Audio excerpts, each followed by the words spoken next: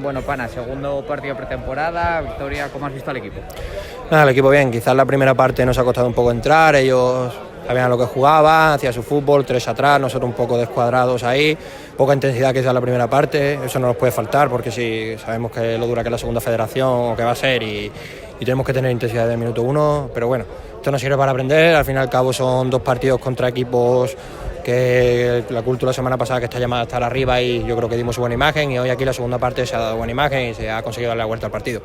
Yo creo que vamos en progresión, siempre de menos a más, el míster lo ha dicho, esto es ir aprendiendo conceptos y aprendiendo lo que él quiere y poco a poco seguro que llegamos a conseguir lo que él nos pide. Como bien dices, en la segunda parte el equipo parece que se anima un poco más, incluso a nivel personal consigues el primer gol de la pretemporada, es importante también para un delantero, ¿no?, empezar marcando. Sí, es importante, está claro, al final nosotros vivimos de eso y ver que la pelota entra pues siempre es positivo, ¿no?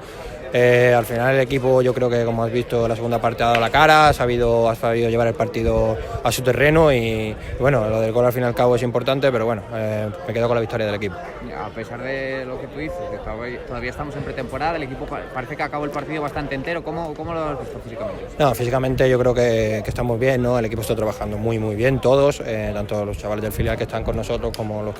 jugadores del primer equipo. Álvaro nos tiene a todos como motos, el míster también y al final es eso, seguir trabajando para llegar a septiembre a tope y el primer partido de liga en las mejores condiciones posibles.